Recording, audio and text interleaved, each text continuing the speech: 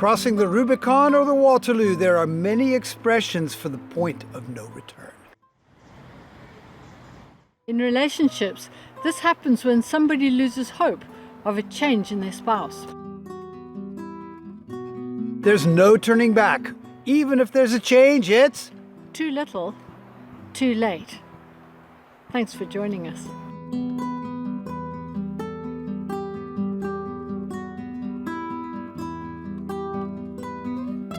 Now, in our life as a couple, there can be a point of no return where if I just go too far, you'll walk and never come back, right?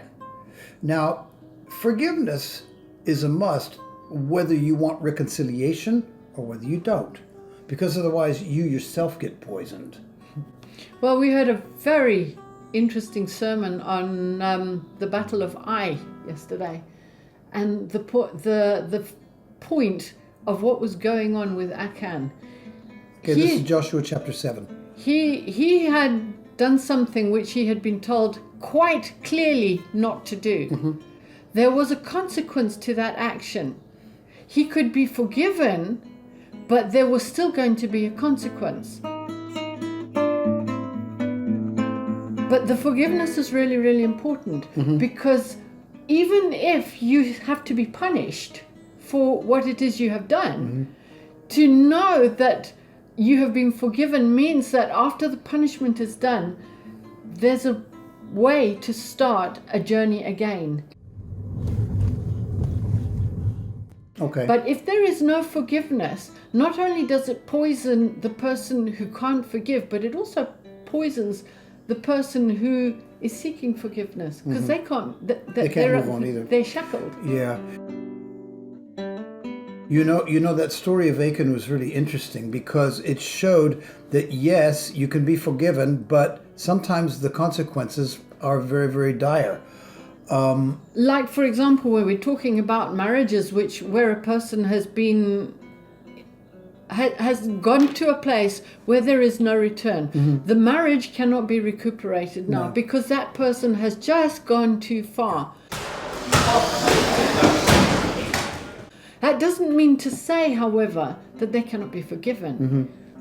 The relationship may never ever go back to where it was.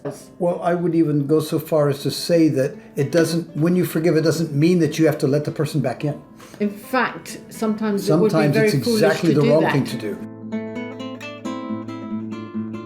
Now, we've seen a situation just this week where a dear woman has left her husband 4 times, and finally this time she just said, "That is it. I've had enough. I've tried, and it's not going to work. He keeps being abusive." She's admirable. I don't think I would have put up with a quarter of a half of it. And she kept forgiving and forgiving and forgiving and forgiving. He had got so much into the habit of doing what he was doing that I don't know whether it was that he didn't want to or whether that he enjoyed toying with people. Yeah. Well, she forgave him, but she's not going to let him back in. Never. And myself personally, I say, please don't let him back in. No. When you actually look at that particular person and the things that are going on in her life, I can look at her and say, look at her, she's happy. She no longer is afraid. And that's a big thing. She is no longer afraid. See, the person who leaves and slams the door behind him, usually it's the victim of violence and fear. Yeah.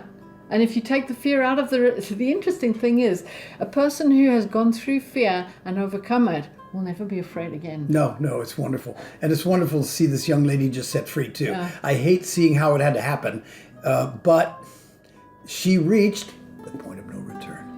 But she still forgave. She did.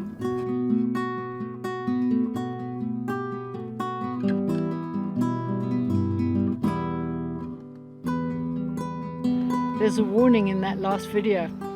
Too true, Judy. The husband thought she'd always come back, but one day, she didn't. Next week, Benza and Sandra will tell us how Jesus' love can change things before the point of no return. Yeah, they got to it, but did return. Don't miss it. Bye for now and God bless. Bye.